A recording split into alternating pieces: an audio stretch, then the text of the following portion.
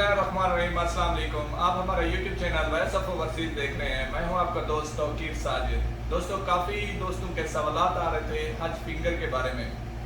तो उनके लिए इकामत तजदीद जब हज के फिंगर हो जाते हैं तो कुछ टाइम के बाद वो अबशर पे आ जाता है और उसके बाद आपकी जो नया इकामा होगा वो तजदीद नहीं होता।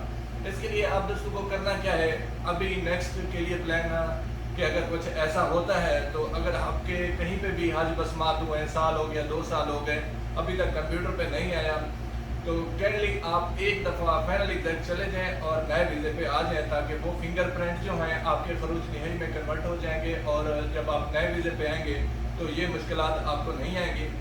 और दूसरा, जब आप तजदीद करवाने लगते हैं 9700 फीस पेड करने से पहले आप चेक कर लिया करें कि आपके हज फिंगर जो आपने वहाँ पे किसी भी चेक पोस्ट पे आपके फिंगर हो गए हज पे जाते हुए, तो 9700 पेड आप अगर कर देते हैं तो वो वापस रिफंडेबल नहीं होते।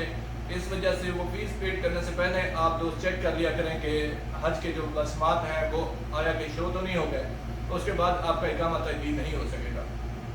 इसका एक और तरीकाकार भी आप दोस्तों को बताता चलूँ कि अगर उसी दौरान आप अपना खरूज निहाई लगवा लेते हैं और सफ़र नहीं होते, 2 महीने का टाइम होता है इसमें खरूज निहाई जो है जो ख़त्म होने की डेट, उससे पहले कफील अपना खरूज निहाई आपका कैंसिल कर सकता है। तो उस दौरान आप 2-3 दफ़ा खरूज निहाई भी अगर लगा लेते हैं तो आपके हज के फिंगरप्रिंट्स नहीं आएंगे। हज के बारे में ये आप दोस्तों से मालूमात देनी थी, क्या खास और आमिल मंजरी वाले 9600 फीस लागू होगी उन पे? 9600 अगर फीस उन पे लागू होगी तो वो किन सूरत में लागू हो सकती है?